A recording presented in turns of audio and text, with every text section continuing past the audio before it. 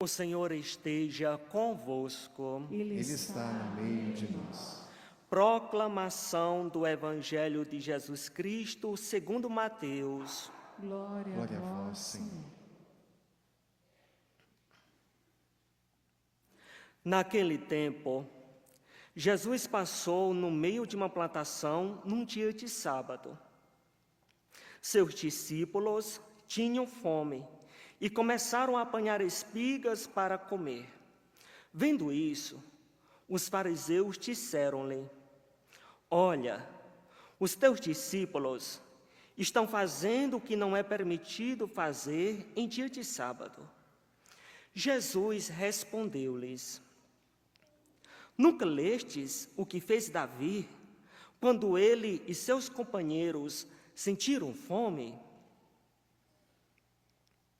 Como entrou na casa de Deus e todos comeram os pães da oferenda, que nem a ele, nem aos seus companheiros era permitido comer, mas unicamente aos sacerdotes? Ou nunca lestes na lei que, em dia de sábado, no templo, os sacerdotes violam o sábado, sem contrair culpa alguma? Ora, eu vos digo, aqui está quem é maior do que o templo. Se tivesses compreendido o que significa quero a misericórdia e não sacrifício, não teríeis condenado os inocentes. De fato, o Filho do Homem é Senhor do sábado. Palavra da salvação. Glória a vós, Senhor. Eleva o cálice da minha salvação, invocando o nome santo do Senhor. Eleva o cálice da minha salvação, invocando o nome santo do Senhor. Povo de Deus, a liturgia de hoje traz também sinais dessa devoção ao Santíssimo Sangue de nosso Senhor Jesus Cristo. Não sei se você prestou atenção na primeira leitura, mas a primeira leitura conta a história de Moisés que quer libertar o povo, a mandato de Deus.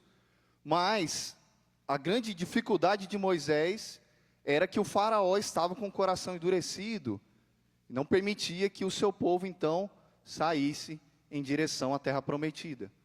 Mas Deus enviou, então, as pragas, as famosas pragas do Egito, sobre aquele povo, sobre o faraó. Alguém aqui conhece essa história das pragas do Egito? Sim ou não? Sim, foi fraco, né? Quem não conhece é chamado a ler essa leitura do livro do Êxodo, que conta essa saída de Moisés com o povo, essa libertação do povo do Egito. Mas veja, a última praga do Egito, a última praga que o Senhor enviou sobre o Egito para libertar o povo dele, foi a matança, vamos dizer assim, dos primogênitos. E no caso, Deus então falou com Moisés para que ele reunisse o seu povo e pedisse que cada um daquelas famílias matassem um cordeiro sem mancha, puro. E aquele cordeiro seria então alimentado pela família. Eles deveriam beber o seu sangue e ao mesmo tempo também selar as casas com o sangue daquele cordeiro. O cordeiro então seria aquele sangue, aquele sacrifício seria então um sinal de que aquela casa era a casa de alguém entregue ao Deus verdadeiro, ao monoteísmo, a Yahvé. Veja, todos aqueles do povo, juntamente com Moisés, fizeram o sacrifício desse cordeiro, imaculados, puro, sem nenhuma ferida, sem nenhuma machucadura, beberam o sangue, comeram da carne daquele cordeiro, e pintaram as casas com o sangue daquele cordeiro. Então, na noite em que o anjo exterminador do Senhor passou pela cidade, olhava as casas que estavam marcadas com o sangue do cordeiro, e nessas casas o anjo exterminador não entrava. Mas as casas que não tinham o selo, a marca do cordeiro, do sangue do cordeiro, então o anjo exterminador entrava e levava os primogênitos daquela casa. Até mesmo o primogênito do próprio faraó. Veja, nós estamos falando aqui de uma história de libertação do povo de Israel. E o sangue de um cordeiro, de um animal bobo, talvez, qualquer tipo de animal, né? Um animal até bobo, né? Um cordeiro, sei lá, um bode, não sei. Agora imagina quando nós estamos tratando não de um sangue de um bode, de um cordeiro, de um animal qualquer, mas estamos tratando do próprio sangue de Jesus derramado na cruz. Esse sangue é capaz de trazer vida para a tua vida, é capaz de trazer salvação para a tua casa. E se você coloca o sangue de Jesus na tua casa, sela a tua casa com o sangue de Jesus, então nenhum mal pode entrar na tua casa. Qual é o nome do nosso acampamento? Livrai-nos do mal, viu, padre? Calma aí, viu? É o nome do acampamento, não é o tema. Vamos de novo, qual é o nome do nosso acampamento? Você quer um segredo para ficar todo livre do mal? Quer esse segredo? Eu vou te contar. Sele a tua casa com o sangue de Jesus. Sele a tua família com o sangue de Jesus. Sele a tua alma com o sangue de Jesus. Quando nós vamos até o padre, agora comecei essa experiência já também, junto com os nossos padres, a experiência de confessar o povo de Deus. Quando nós vamos ouvindo o pecado do povo e no final damos a bênção da absolvição dos pecados, ali diz o mistério da igreja que está sendo derramado sobre você, sobre a sua alma, o sangue de Jesus que lava e purifica todo e qualquer pecado. Você quer receber o sangue de Jesus? Sim ou não? Sim. Se confesse.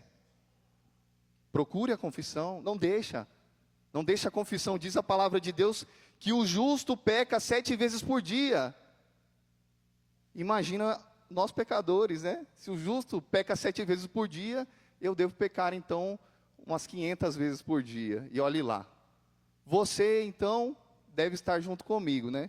Imagino que sim. Por isso nós devemos todos os dias pedir que o sangue de Jesus nos lave, nos purifique, porque sem o sangue de Jesus, aí o mal toma conta, a gente não fica livre do mal, pelo contrário, nós ficamos abertos, frágeis ao mal. Veja que bonito, no momento da cruz, ali quando Jesus estava morto, o soldado foi e enfiou a lança no lado de Jesus. E do lado de Jesus jorrou sangue e água. E esse sangue e essa água caíram sobre a cabeça e o corpo daquele soldado. E o que aconteceu com ele? Você sabe o que aconteceu com ele? Depois daquele dia, ele foi convertido e tornou-se santo. Você quer ser santo? Quer ser santa? Sim ou não? Permita que o sangue de Jesus te lave. Permita que o sangue de Jesus te purifique. Na confissão, sim, mas principalmente aqui na mesa do altar, na Santíssima Eucaristia, que vamos receber daqui a pouco. O corpo e o sangue de Jesus, muito mais do que lavado do lado de fora, você vai receber o sangue e o corpo de Jesus por dentro. E muita gente, às vezes, pensa, eu sou muito impuro para receber o corpo de Jesus. Fica com um espírito de indignidade, de não querer se aproximar do altar, de achar que não pode. Claro, confessado, você pode. Não fique olhando para os seus pecados, mas se aproxime do altar de Deus, e queira de todo o coração, nessa noite, tomar do corpo e do sangue de Jesus, porque Ele dentro de você te purifica. Não é você que toca em Jesus e Jesus se torna impuro. Não, é você que é impuro, e Ele toca em você e te purifica. Assim como aquela água e aquele sangue foram jorrados na cabeça, no corpo daquele soldado, e ali aquele soldado foi lavado, foi santificado, foi purificado, e depois se tornou o santo da igreja. Veja que maravilha, olha que grande segredo a igreja está nos dando no dia de hoje. A devoção ao Santíssimo, e preciosíssimo sangue de Jesus. Um homem chamado, aliás, um padre chamado São Gaspar de Búfalo, na Itália, num momento muito crítico, foi então ungido por Deus e fundou a congregação do sangue de Jesus. Essa congregação tem por mistério pregar e anunciar que a salvação e a conversão vem através do sangue de Jesus. Mas por que Deus suscitou esse homem, São Gaspar de Búfalo, em 1815, a fundar essa comunidade, essa congregação? Porque naquele tempo, muitas outras religiões e outras ideologias iam se infiltrando dentro da Igreja Católica, dizendo que a salvação não vinha do sacrifício de Jesus na cruz, mas a salvação vinha das minhas forças, a salvação vinha das minhas virtudes, a salvação vinha das minhas conquistas. Povo de Deus, hoje ainda na nossa sociedade, essa ideologia de que você pode, que você consegue, que você é capaz de tudo, e até mesmo você vai se enganando e acreditando que é você que é o salvador da sua casa, o salvador da sua família, você vai se enganando e acreditando nisso. Essa ideologia também está presente, ainda hoje. Mas nós precisamos dobrar os nossos joelhos e reconhecer que a salvação não vem do Padre Rafael. Às vezes, né, lá na minha casa, meu pai fica todo orgulhoso de mim, está assistindo, viu? Eu já ouvi o Padre Bruno falar muitas vezes isso para a mãe dele também. Cuidado, viu, vovó Isabel? Senão o neto e o filho, todo mundo para o inferno junto, viu? Porque a salvação não vem de alguém ser padre bonito, cheiroso, como eu, não como você, Padre Bruno. Bonito, cheiroso, feliz. A salvação não vem porque eu sou padre, ou porque eu sou papa, ou porque eu sou bispo, ou qualquer coisa do tipo. Não. A salvação não vem porque você é bonzinho, você é boazinha, não. Porque também minha mãe dizia, né, de bondade o inferno está cheio. A salvação, ela vem do sacrifício de Jesus, da cruz de Cristo, do sangue de Cristo derramado. O sangue dele é sinal da nossa vitória. É o sangue dele. Não vai achando que é o teu sangue, não. Não vai achando que é teu esforço, não. A tua parte é rezar e pedir o sangue de Jesus sobre você, sobre a sua casa, seu esposo, seus filhos, os seus netos, sobre os padres da igreja, os pregadores. A salvação vem de quando nós nos colocamos diante da cruz de Cristo e pedimos que diante dessa cruz sejamos livres de todo mal. É aí que vem a salvação. Ou não vai achar que porque alguém foi canonizado era perfeito, não. Os santos da igreja canonizados eram homens de entrega, de luta contra o pecado, e não perfeitos. E não perfeitos. Continuavam talvez com um pecado ali, claro, muito menor do que o nosso, né? Que os pecados que nós chamamos de veniais, pecados às vezes uma tentação na mente, uma coisa ou outra, mas eram homens que mesmo caindo, se levantavam. Nós não podemos cair nas ideologias do tempo de hoje, ideologias do super-homem, da super-mulher, dos empoderados, não. O único poder que nós temos é o poder da cruz de Cristo, é o poder do sangue de Jesus, e é nesse que nós devemos confiar. Se eu confio no meu próprio poder, na minha própria força, nas minhas virtudes, porque eu sou bonzinho demais, porque eu sou da Canção Nova, meu amigo, minha amiga, é ladeira abaixo.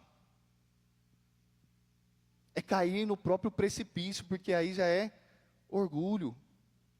E Deus abomina os orgulhosos.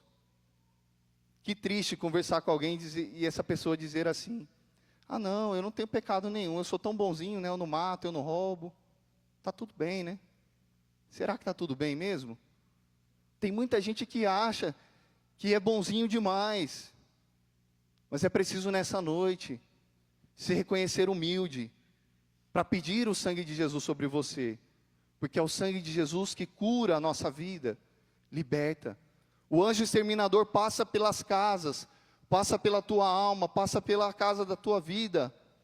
E olha, se dentro de você está o sangue de Jesus, então ele abençoa a tua vida e vai embora.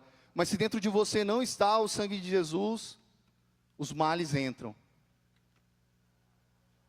O demônio faz a festa. O demônio utiliza de você, gera confusão, gera mentiras. Nós não devemos ter medo do demônio, é claro, mas se você não ajuda a Deus, se você não pede as graças de Deus, como disse, não procura a Eucaristia e nem a confissão, então você é presa fácil para o demônio. Você é presa fácil.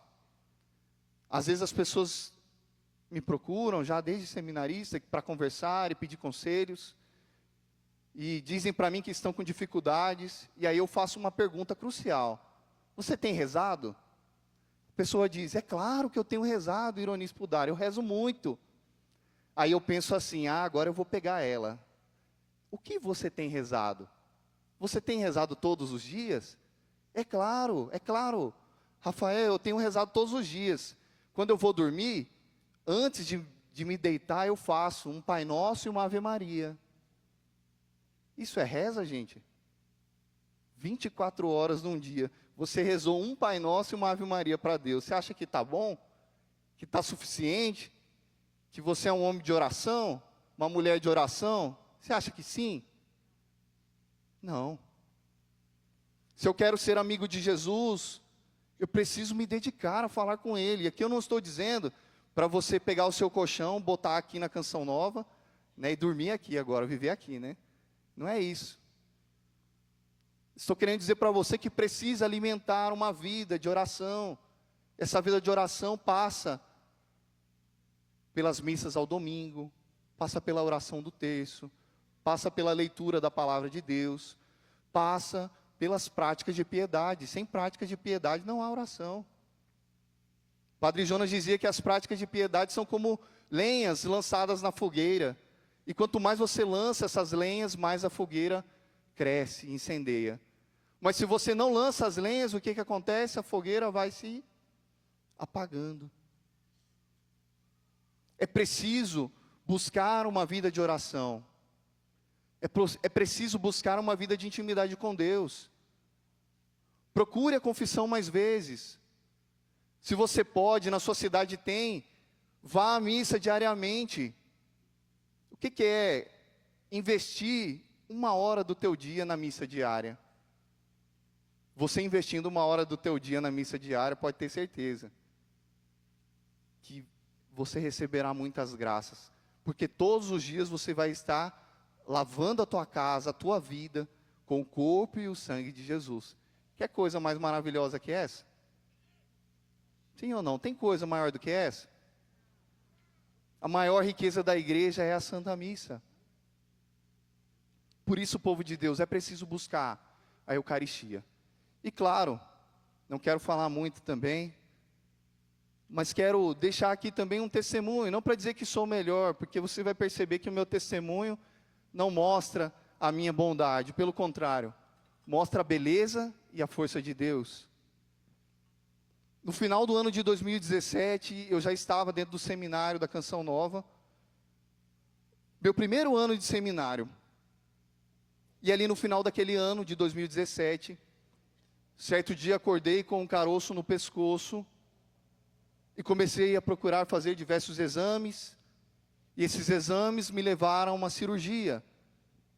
Então, na virada do ano, recebendo o laudo da cirurgia, descobri então que no primeiro ano do meu seminário, estava então premiado com um câncer.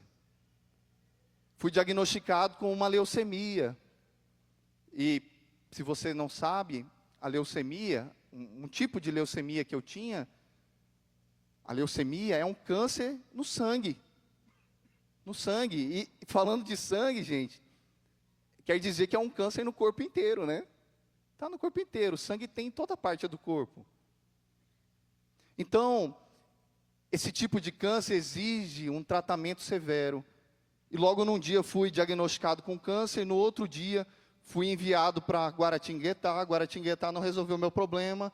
No outro dia fui para São José dos Campos. De São José dos Campos, meu problema também não foi resolvido. Quase que no quarto dia já estava em São Paulo, internado, fazendo uma cirurgia para colocar o catéter e iniciar o tratamento da quimioterapia. No tratamento da quimioterapia, que só poderia ser feito pelo catéter, pela quantidade de quimioterapias que eu deveria tomar, eu ficava internado por volta de 25 a 30 dias no hospital. E 10 dias fora do hospital. 25, 30 dentro do hospital, 10 dias fora. Foi um ano desse jeito. Foi um ano nesse vai e vem de hospital, internado e fora do hospital. Se você fizer os cálculos, então, eu vivi quase que o ano inteiro dentro do hospital. Mais dentro do hospital do que fora. E ali, muitas vezes, eu recebia as quimioterapias, e depois as minhas taxas de sangue, elas iam caindo.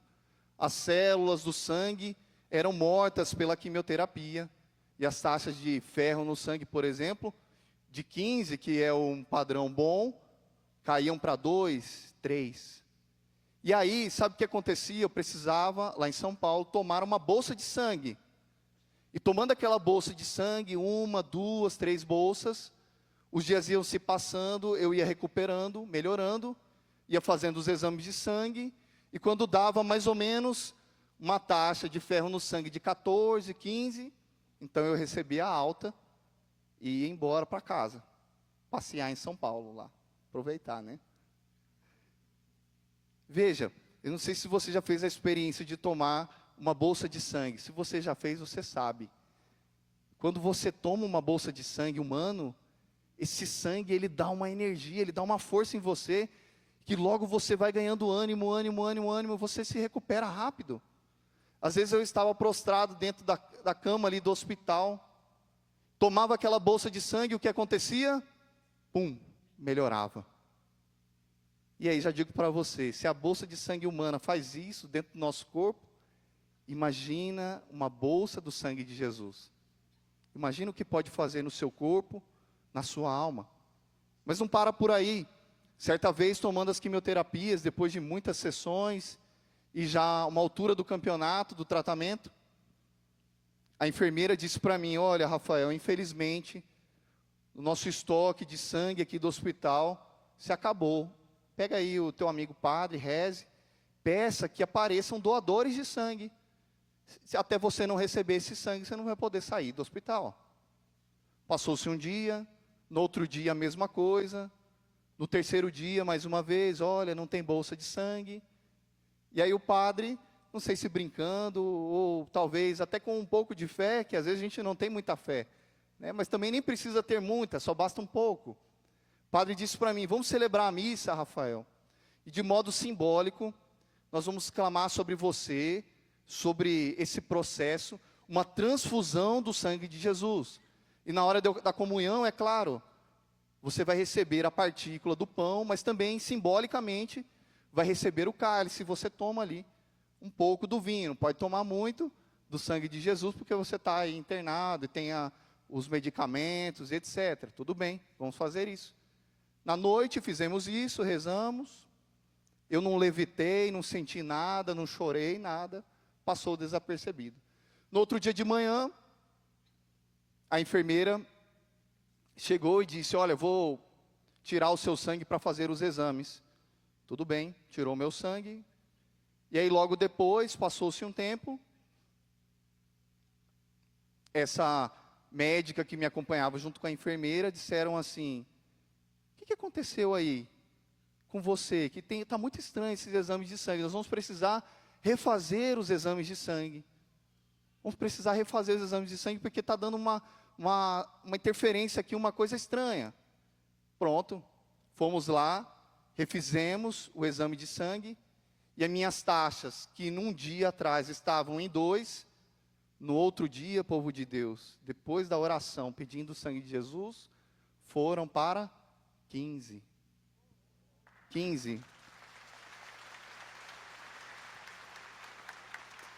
Foi uma graça que eu recebi naquela noite, Jesus querendo dizer para mim, Rafael, nunca duvide do meu sangue, porque esse sangue sim é capaz de curar e de libertar. E se as pessoas não doam sangue para você, sou eu quem dou o meu próprio sangue por você. Sou eu que derramei meu próprio sangue por você, Rafael. E eu quero te ver vivo, curado, santo, em pé. E nessa noite eu quero dizer a mesma coisa para você. É o Senhor Jesus que quer derramar o seu sangue sobre você, quer te ver santa, quer te ver santo, curado, liberto, quer ver a sua família salva. Basta que você queira beber, receber o sangue de Jesus. Você quer receber o sangue de Jesus nessa noite, sim ou não? Então vamos ficar em pé. Vamos pedir que o sangue de Jesus nos lave, nos purifique já nessa oração, mas também na Santíssima Comunhão. No momento em que você comungar o corpo e sangue de Jesus, vai pedindo que Ele vá te curando, te libertando. Mas desde já agora, põe a mão no seu coração e repete assim comigo: Senhor Jesus, nessa noite, eu quero receber uma gota do Teu sangue na minha vida, na minha família, no meu trabalho. Sim, Jesus, basta uma gota do Teu sangue e eu serei curado, e eu serei liberto, e eu serei santo. Eu te peço, Jesus, derrama sobre mim uma gota do Teu sangue, porque eu creio que esse sangue tem poder de salvar, de curar, de libertar. Por isso, com a mão no seu coração, de olhos fechados, com o desejo, com a fé que você tem, vamos cantar essa música, pedindo mais uma vez que o Senhor nos lave com seu sangue, nos purifique com seu sangue.